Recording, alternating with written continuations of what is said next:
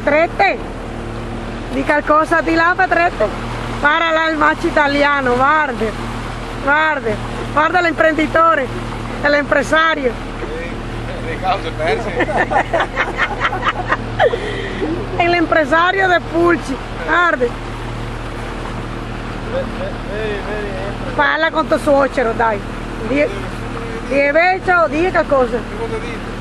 Non so quello che ti vuoi dire, quello che ti viene in mente. Che se prepara è crudo come te viene qua perché... Papi, ¿oíste a Marco? Una pomada. Ah, que te compre una pomada là en Cuba para que no te duela tanto.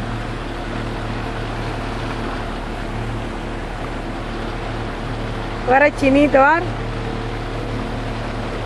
Allergico tutti quanti a parlare, certo che guarda che faccio casa mia ragazzi, dai, madonna, niente, conta che a mamma e a papi qualcosa. Que estoy bien, que el lunes empieza a trabajar, que aquí la vida está... Stiamo hablando che... cosa tu vuoi che ne dica? Está triste, mami, está triste. Es una settimana que la jeva anda para Yugoslavia. Y tiene miedo que la tipa no torna altro. Ese no provato. Ella torna así, chino. Sí, madonna. Si llega a piazzo la papa e torna a mangiare la nuovo.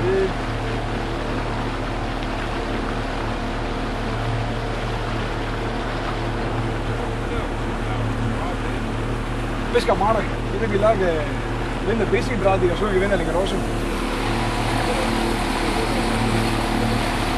I pescherini da traga qua. Tu lo sai, viene al privato, viene a partita io. Mi non so quanto che Miranda se monterà su cavallo.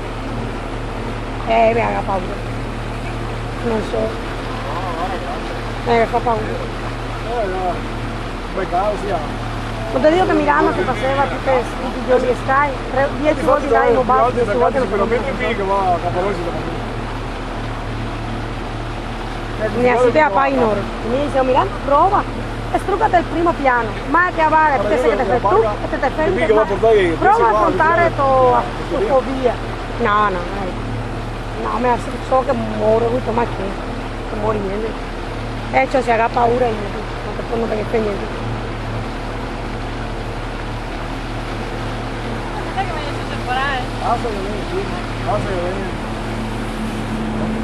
Ma che va, dormimos a Pestrina.